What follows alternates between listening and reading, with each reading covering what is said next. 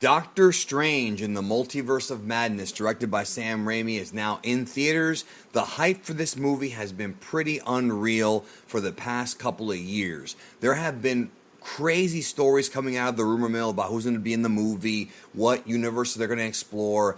Will it tie into What If? Will it tie into WandaVision? And there's been a lot of hype. And I want to talk about hype in this review because I think it's a very important factor going into this movie. And this is my non-spoiler review, so I'm going to stay away from specific plot points, but I do want to talk about hype because I think that someone's enjoyment of this film could be drastically affected by how much hype they had going into it. Now, what do I mean by that? I'm going to get to it in the review. First of all, I want to say that Benedict Cumberbatch is once again playing Stephen Strange, and he is perfect for that role. He's very charismatic. He understands the character. He has a way about him that kind of fits with how I think Doctor Strange would behave based on his original stories. And Elizabeth Olsen is in the movie playing Wanda following the events of WandaVision. So if you're wondering what films you should watch prior to watching this one, like some people are probably wondering, do I have to watch Loki? Do I have to watch this? Do I have to watch that? I think it helps to watch Loki because really the entire multiverse saga kind of begins there. You know what I mean? But WandaVision, I think, is pretty important based on the character of Wanda in this film and where she's been and where she goes. I had thought based on the trailer that they weren't really going to address it, but no, it is a very, very, very interesting and important thing. On top of that, it helps to have, the movie, it helps to have knowledge of the characters. You don't have to be an extreme Marvel Comics nerd, but the more you've seen, whether it be the MCU or other Marvel films outside of the MCU that existed prior to it, the Fox movies or even the cartoons, the more you have seen of these different franchises, I think the more you'll enjoy the film.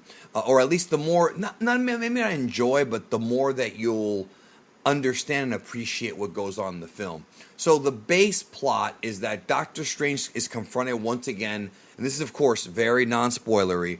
Strange is once again confronted with the danger of the multiverse, and he has to make decisions that could affect not only his universe, but other universes. And so he goes to Wanda for help, and things end up taking a very dark turn. One thing I will say about this movie is Sam Raimi was picked to direct it, and they all say that this movie is supposed to be like the first MCU horror movie.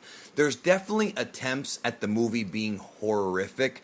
Like there's a few different jump scares. There's a lot of really abstract visual, like remember how the first Doctor Strange had that really awesome like city bending stuff and these great special effects? This movie has amazing special effects. It really does look like there's acid trip moments in this movie, and so I gotta give credit to the visual effects department because it just looks very different. And that's one thing you can pretty much be guaranteed when you go see a Doctor Strange movie is that you're gonna get abstract visual like overload, and there's a lot of that in this film. It does tend to stay grounded, and one thing I did appreciate about the movie is that Stephen Strange does get development. You would think that this movie, based on what I had heard and based on what had been going on in the rumor mill, was going to be Cameo City, and it really was not that. It really was not that. It is Doctor Strange's story, and the Doctor Strange that we meet at the beginning of the movie and the one that you end up with at the end is not the same character. He does change, he does evolve, he does understand things, not just about the multiverse, but about himself. He learns lessons from the characters that he meets in the other universes. I also want to say that I was pretty surprised as to how much screen time Rachel McAdams got as Christine Palmer, because I thought going into this she wouldn't really be a major force, but she is a major force in this movie. She's a very important character to Doctor Strange's development, and she got a lot of screen time, way more than I was expecting. On top of that, there's a couple of actors that appear here that I'm personally a big fan of, and it was really cool seeing them here. I'm not going to spoil who it is, but just actors that have been around for a long time that I've grown up watching appear in this film. But there is a lot of dark imagery. If you're wondering, like, can I take my kids to this? I don't think it's overly violent, but there are a couple of scenes where people get wiped out. And it's pretty gruesome. It's not over the top gory. It feels how can I describe it? Like, there are some kills in this film that are really brutal, right? Just like brutal, but the camera usually cuts away from like the bloody parts. Some of them are pretty shocking too, as far as what actually happens. But it definitely is a stronger movie as far as violence goes. It feels. It's not. I wouldn't quite say it's rated R. Like, I wouldn't put it to where it's like a hard R, but it is a PG-13. It's definitely a bit darker than, I would say, not only the previous Doctor Strange movie, but pretty much the entire MCU. I mean, we've seen people die in the MCU, but here it's just really brutal. Sam Raimi's touch to this film is definitely notable. I mean, there's not only are there actors in this movie that are in other Sam Raimi films, but you're also going to get the Sam Raimi horror style. Like, there's so much Evil Dead 2 and so much Army of Darkness in this movie, especially near the end. Like, if you've seen Evil Dead 2 and Army of Darkness, there are gags and there are sequences that are pulled directly from those movies, except with a bigger budget. And that I thought was a treat for somebody who's been a Sam Raimi fan his whole life. Well, not his whole life, most of his life, since I was in high school. And he really, I think, he adds his own flavor and his own style to the movie. Now, what I want to talk about is hype. So, I think people need to go into this film with their expectations quelled. Is it a good movie? Yes, it's a good movie, but it's not going to hit you emotionally anywhere near as much as No Way Home did, or Endgame. And even though there is some good stuff, it's not quite to that level. And there's also been a lot of rumors about this movie and who's in it and what other multiverse characters are going to appear. And a lot of them were BS. A lot of the rumors were BS. Yes, there is one scene in the film. Well, there's a few scenes, but there's one part of the movie where you do see characters that are Marvel characters from other universes, alternate versions of MCU characters. Yes, that's in this movie, but these rumors we were getting for the past year about this person appears, that person appears, you're going to have to quell your expectations on this one, folks. And I think a lot of people who are dialed into the internet, I think if you are dialed into the internet and you're one of those guys that keeps up with the rumor mill or goes on 4chan or goes on Reddit or social media and reads up on these movies, you may be let down. If you're expecting this movie to be 10,000 cameos from every Marvel character, it was not that.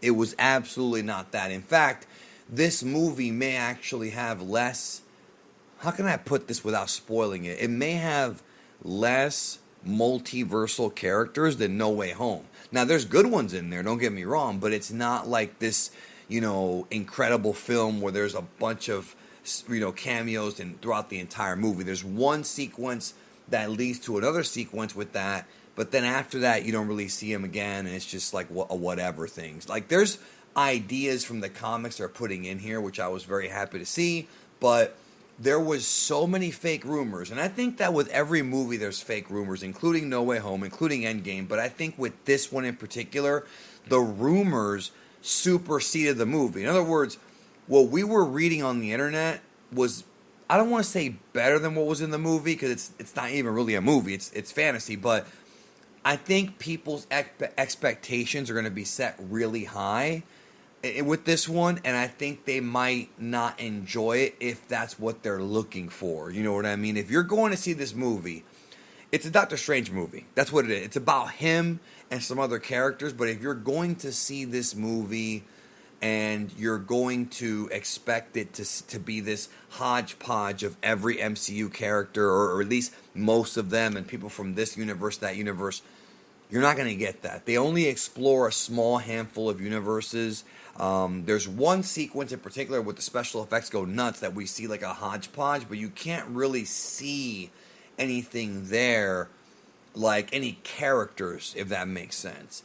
It did also create this new concept of universal destruction, which I don't want to get into, but that is a danger going forward. And that's probably what the TVA was trying to watch out for in Loki. So that'll be something to discuss going forward. But one thing that I'm a little bit concerned about, which I'll do a separate video on, is there's a lot of plot threads going on right now, because there is a mid-credit scene in this film that leads to another possible new plot thread, and there's a character in this movie that figures out what her powers are, and then she may have her own plot thread. So there's about 3 or 4 different plot threads coming out of this film, and I'm wondering if they're going to follow up on that, because there's a lot of stuff. There's a lot of things in this movie that lead to future movies, and there's things in the past of the MCU that still have not been wrapped up yet. You know, there's things that have happened in the past that have not been followed up on, and I'm curious if they're even going to try to follow up on it. There's just so many things going on right now in the MCU that, for some people, and I don't mean us online, so we're nerds, we can keep up with this stuff, but for the casual audience, they may have a hard time keeping up with this. Like, I'm being genuine when I say that. They may have a hard time, and I wouldn't even blame them. You know, before, you had like one movie built upon the next one, for phase 1 and 2. Phase 3, they started to kind of go a little bit beyond it, but it still kept that sort of core story leading to the Infinity War and, of course, Endgame. But with these phase 4 movies, they're teasing things that aren't going to be paid off for years. And there's a lot that could happen between now and then. So I just wonder, I wonder if they're going to be able to keep track of all of these different story threads, because it is getting very convoluted. With that being said, though, when it comes to this movie, I did like it. It's only about 2 hours and 2 hours and 6 minutes. It's not very long, but that's good because the pacing is really quick. Like, the movie starts with a quick pace. You know, it does not start slow.